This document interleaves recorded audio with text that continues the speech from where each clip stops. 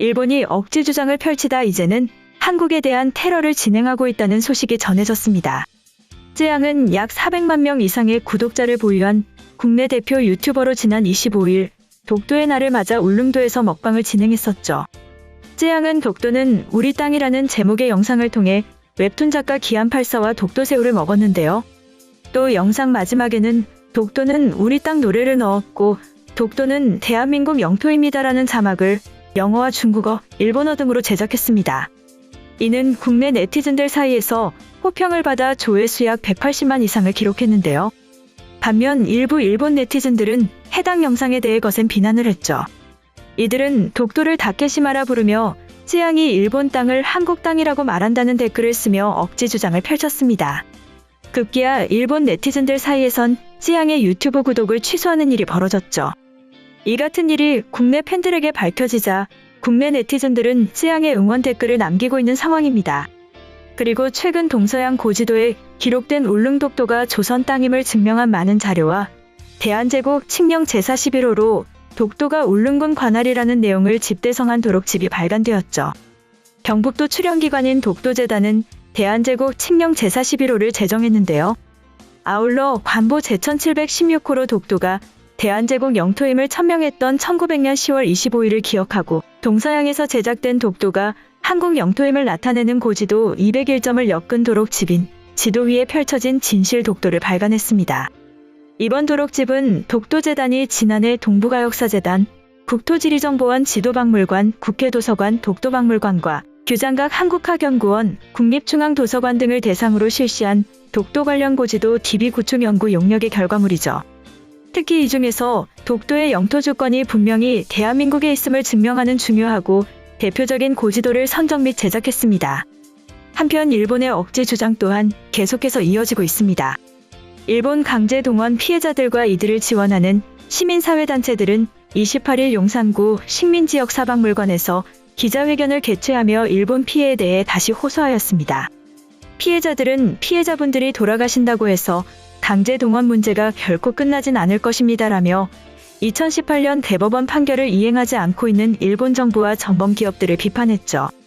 2018년 10월 30일 대법원 전원합의체는 이춘식 씨를 비롯한 일제강제 동원 피해자 4명이 신일본제처를 상대로 낸 손해배상 청구 재상고심에서 피해자들에게 각각 1억 원을 배상하라는 원심 판결을 확정했었는데요. 시민사회단체들은 이 판결을 식민주의 청산을 향한 세계사적인 판결이자 65년 체제의 극복을 향한 중요한 전환점이라고 강조했습니다. 하지만 가해 기업인 일본제철, 미쓰비시, 후지코시 등은 원심 판결이 확정된 지 3년이 지났지만 이행하지 않고 있는데요. 피해자 대리인 임재성 변호사는 지난 3년간 어떠한 변화도 없었고 3년이 지났는데도 강제 동원을 사죄하고 배상하라는 원론적인 이야기를 그대로 하는 게 안타깝고 답답하다고 전했습니다. 피해자 측은 현재 가해 기업들의 한국 내 자산을 추적해 압류와 강제 집행 절차를 진행하고 있는데요. 하지만 고령의 피해 생존자들이 하나둘 세상을 떠나고 있어 주위를 안타깝게 하고 있습니다. 이국원 근로정신대와 함께하는 시민모임 대표는 근로정신대 소송의 경우 피고 기업이 법원 판결을 이행하지 않는 동안 원고 2명이 돌아가셔서 3명밖에 남지 않았다. 연세가 90대고 모두 병마와 사투를 벌이고 있다고 말했는데요. 이춘식 씨가 승소한 소송에서도 피해자는 4명이었으나 2018년 확정 판결 당시 생존자는 이춘식 씨뿐이었죠. 임 변호사는 냉정히 얘기하면 현재까지 피해자 권리가 구제되거나 명예가 회복되는 변화를 만들어내지 못한 게 현실이라고 언급했는데요. 그러면서 일본 정부와 기업의 태도는 무시를 넘어 모독이었지만 그럼에도 피해자들은 일본 기업과 협의를 원한다며 지금이라도 협의를 요청하면 우린 협의할 의사가 있다고 말했죠. 또 그는 압류나 강제 집행이 아니라 정정당당하게 기업들과 같이 협의하고 피해자들이 과거에 겪은 피해와 고통을 온전히 인정받고 배상받길 희망한다고 밝혔습니다. 이 대표 또한 지금이라도 피해 당사자들이 돌아가시기 전에 이 문제를 완만히 해결할 수 있는 길을 일본 스스로 찾는 것이 일본의 미래에도 도움이 될 것이라고 전했죠. 다음으로 유럽에서 한국의 기술이 1위를 차지하며 압도적 기술력을 보여주고 있다는 소식에 대해서 말씀드리겠습니다. 한국 타이어 앤 테크놀로지는 겨울용 초고성능 타이어 윈터 아이셉트 에보 3이 유럽 자동차 전문지 아우토 빌트 스포츠카에서 실시한 2021 겨울용 타이어 성능 테스트에서 1위를 차지했다고 밝혔습니다. 이번 성능 테스트는 한국 타이어뿐만 아니라 미쉐린, 브리지스톤, 구디어 등 총 13개의 글로벌 타이어 브랜드를 대상으로 진행되었죠.